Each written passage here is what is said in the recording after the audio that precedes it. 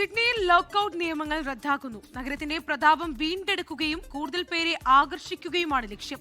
മാറ്റങ്ങളുടെ വിശദാംശങ്ങളുമായി ഓസ്ട്രേലിയയിൽ നിന്നും ക്രിസ്റ്റീന ബെന്നി തയ്യാറാക്കിയ റിപ്പോർട്ടിലേക്ക്.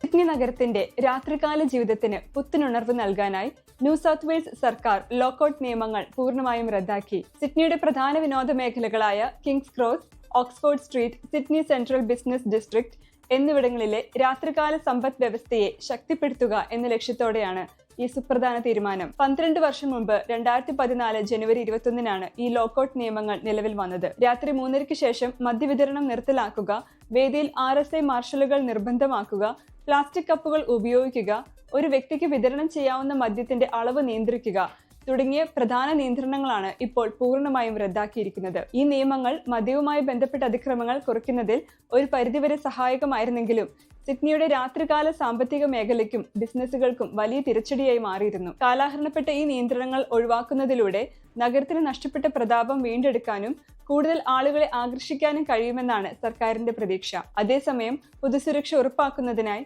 3 സുപ്രധാന നടപടികൾ നിലനിർത്തിയിട്ടുമുണ്ട്.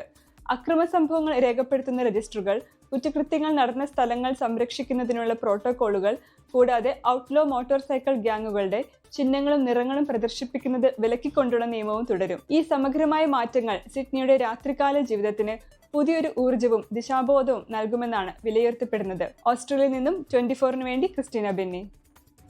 ലോകത്തെവിടെയായാലും ഏത് സമയത്തും 24 വാർത്തകളും ഓഗ്മെന്റഡ് റിയാലിറ്റി പാക്കേജുകളും എക്സ്പ്ലെയിനറുകളും വിശദമായി കാണാൻ ഞങ്ങളുടെ യൂട്യൂബ് ചാനൽ നിങ്ങൾക്ക് സബ്സ്ക്രൈബ് ചെയ്യാം.